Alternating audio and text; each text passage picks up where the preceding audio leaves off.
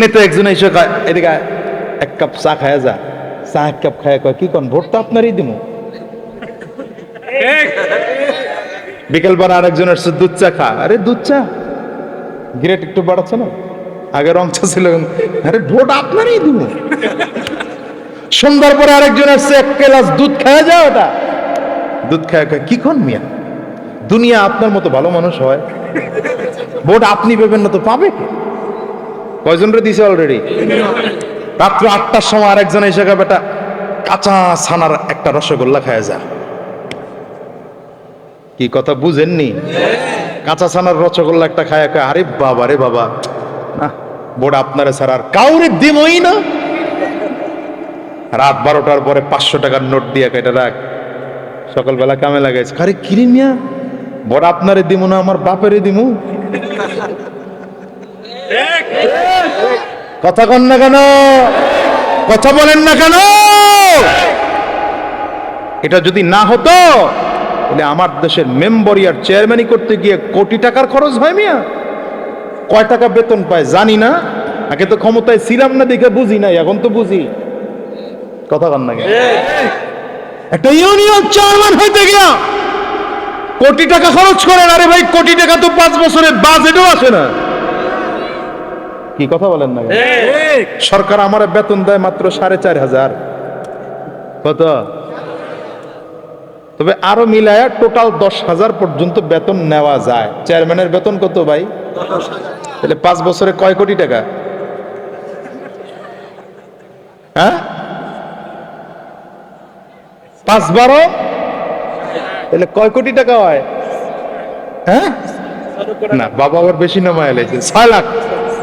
প্রতি মাসে যদি ১০,০০০ করে বেতন নেন ৫ বছরে, এই ৬ লাখ টাকা বেতন পাওয়ার লেগা ২ কোটি টাকা খরচ করছ। হ্যাঁ নেতায় ৫০০ টাকা দিছে ভোটের আগের দিন, বাবা রে বাবা, পরের দিন ঠেলার চোটে ভোট ঘুরে গেছে। কেন ঠাকুরের তাকাই রয়েছেন কেন? হয় না এমন? এক কাপ চায়ের কারণে ভোট ঘুরে যায়। আমাদের দেশের লোক বলে নেতার খারাপ, আমি বলি নেতারা মোটেও খারাপ না, আগে জনগণ খারাপ। জনগণ ভালো হলে এদেশের নেতাগুলা জুতার বাড়ির ঠেলা অটোমেটিক ভালো হয়ে যায়।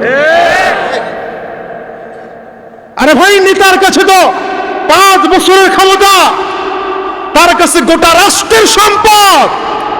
আপনার কাছে একদিন ক্ষমতা আছিল, ভোটের দিন, ওই দিনই আপনি আপনার ঈমান বাঁচাইতে পারেন নাই।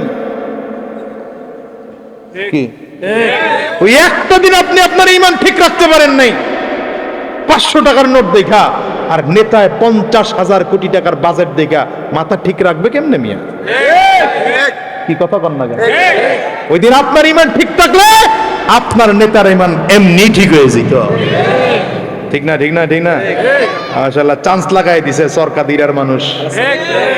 হ্যাঁ এখানেও কামে লাগাই দিয়েন সময় মতো, কয়ে দিয়ে গেলাম গে।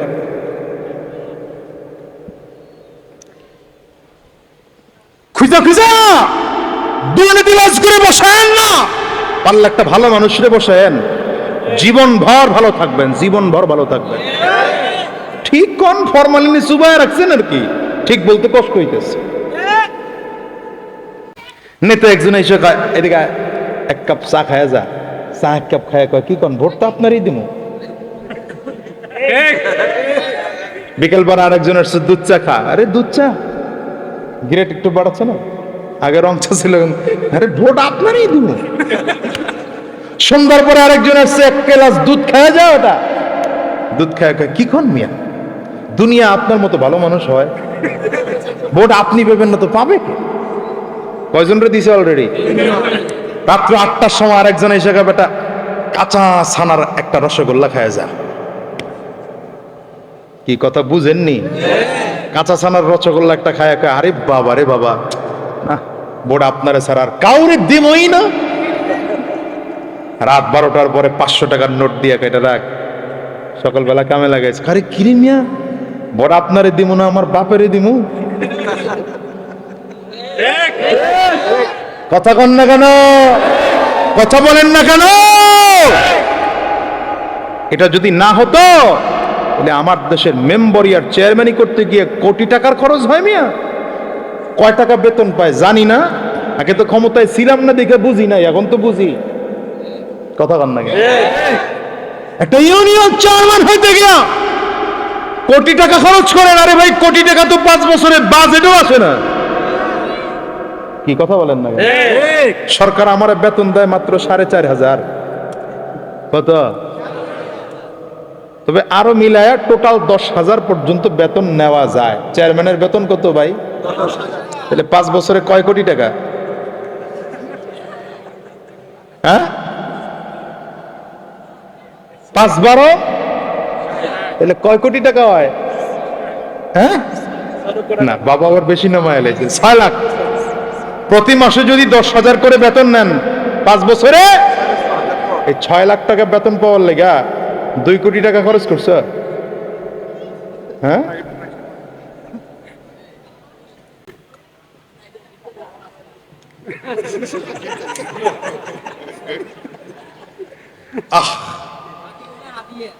এই আমাদের মতো মানুষগুলো যখন নির্বাচনের টাইমে যাকে তাকে ধরে ধরে ভোট দিয়ে দেয়, যারে তারে ধরে নেতা বানায়, তো নেতাগুলোও চিন্তা করে ভোটের আগে 1 কোটি খরচ করছি, তো ভোটের পরে আমার পকেটে যদি 5 কোটি না আসে, তাহলে আগামী নির্বাচন, পিছনের নির্বাচনের লাভ, এরপরে এত বছর চলা, এটা চলতে হবে না?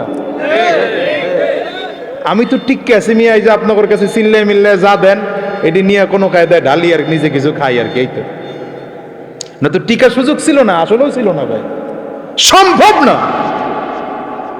এই দেশের এখন রাজনৈতিক অবস্থা এমন মারাত্মক জায়গায় গিয়ে পৌঁছেছে, আপনি যদি সৎভাবে রাজনীতি করেন তো ধনীর ছেলে রাজনীতি করতে করতে ফকিন্নি হয়ে যাবে, ফকির হয়ে যাবে। আর দেশে চাঁদাবাজি করবেন, টেন্ডারবাজি করবেন, আর সুদের কারবার, ঘুষের কারবার করবেন, 5-10 হাজার টাকা দিয়ে দানের বিচার বামে নিয়ে যাবেন, 6 মাসের মাথায় কোটিপতি হতে টাইম লাগবে না।